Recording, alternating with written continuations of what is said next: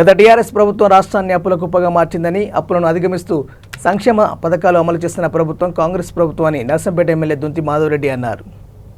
నర్సంపేట మున్సిపాలిటీలో నిర్వహించిన ప్రజాపాలన విజయోత్సవాలలో భాగంగా మూడవ రోజు అర్బన్ డే కార్యక్రమంలో నర్సంపేట శాసనసభ్యులు దుంతి మాధవరెడ్డి పాల్గొన్నారు. ఈ సందర్భంగా ఎమ్మెల్యే మాట్లాడుతూ, ఇందిరమ్మ ప్రభుత్వం ఏర్పడిన తర్వాత సంక్షేమ పథకాలు అమలు చేస్తున్నామని, ఒక్క సంవత్సర పాలనలోనే వేలాది ఉద్యోగాలు ఇచ్చామని, 22% ఉన్న నిరుద్యోగాన్ని 18% తగ్గించిన ఘనత కాంగ్రెస్ ప్రభుత్వ ఇందిరమ్మ పాలనదని అన్నారు. మరి ఆ రోజు 1100 రూపాయలు గ్యాస్ ఉంటే 500 రూపాయలకి అందజేద్దామని చెప్పి ఆ రోజు చెప్పి ప్రభుత్వం రాగానే ఆ యొక్క గ్యాస్ సిలిండర్ని అందజేయడం జరిగింది. మరి ఈరోజు ఒక కుటుంబానికి 600 చొప్పున 4 వాడితే 2400 రూపాయలు వెసులుబాటు అందించే కార్యక్రమాన్ని అమలు చేస్తూ ఈరోజు ప్రభుత్వం ముందుకు సాగుతూ ఉంది. మరి దీంతో పాటు ఇంటి కరెంటు మరి దాదాపు ఒక 500-600 రూపాయలు కరెంటు ఖర్చు మరి నెలకుంటే ఉచితంగా కరెంట్ ఇస్తామని చెప్పడం ఈరోజు అందరూ కూడా అమలు చేస్తున్న ఈ యొక్క కార్యక్రమం అని చెప్పి సందర్భంగా మీ అందరూ కూడా తెలియజేస్తా ఉన్నాను.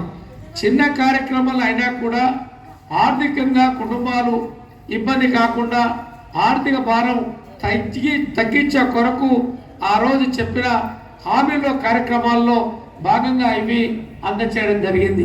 11 నెలలు ఓపిక లేకుండా ప్రతిపక్ష పార్టీలు చాలా మాట్లాడుతూ ఉన్నాయి.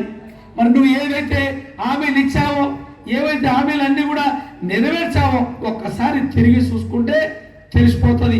ఇళ్ల నిర్మాణం కానీ, పెన్షన్ కార్యక్రమాన్ని కానీ, రేషన్ కార్డు కానీ, అప్పుల మాఫీ కానీ ఏది చూసినా కూడా నువ్వు వెనక మళ్ళీ చూస్తే తెలుస్తుంది. కానీ మీ వైపు మేము చూస్తలేము. మేమేదైతే మీరు చేసిన అప్పులకి, మీరు చేసిన దుర్మార్గానికి ఆ యొక్క కార్యక్రమంలో అన్ని సవరించి ముందుకు పోతా ఉన్నాము తప్ప, ఎంత ఇబ్బంది అయినా ఎంత కష్టమైనా మీకు ఇచ్చిన మాటని తప్పకుండా అమలు చేస్తామని చెప్పాం, చేసేది చెప్పాం. ఆ యొక్క కార్యక్రమాలను కూడా అందరూ కూడా అందిస్తాం. ఈరోజు 1 సంవత్సర కాలం పాటే జరిగిపోయింది తప్ప ఇంకా 4 సంవత్సరాల కాలంలో ఇవన్నీ కూడా పూర్తిగా అందరికీ 1 సంవత్సరం లోపే, ఈరోజు సంవత్సరం పూర్తి అయిపోయింది, వచ్చే సంవత్సరం లోపే అందరికీ ఆశించినాయి, ఎన్నికల్లో చెప్పినాయి అన్నీ కూడా మీ అందరికీ అందించే మీ యొక్క విశ్వాసాన్ని వమ్ము చేయకుండా మీ యొక్క ఆశీస్సులు మళ్ళీ పొందుతామని చెప్పి ఈ సందర్భంగా మనం చేస్తూ ఉన్నాం. ఉచిత రవాణా సౌకర్యానికి ఆ రోజు చెప్పాం. ఆ యొక్క కార్యక్రమాన్ని కూడా అమలు చేయడం జరిగింది. మరి ఇవన్నీ కూడా మీరు మరి చిన్న కార్యక్రమాలు అందుతూ ఉన్నాయి. ఇంకా ఇళ్ల నిర్మాణం కానీ, పెన్షన్ కార్యక్రమం కానీ, ఇంకా ఎన్నికల హామీలో చెప్పినవి అమలు చేసడానికి కొంత ఆలస్యం అవుతుంది అని చెప్పి ఎదురు చూస్తూ ఉన్నారు. వాస్తవమే.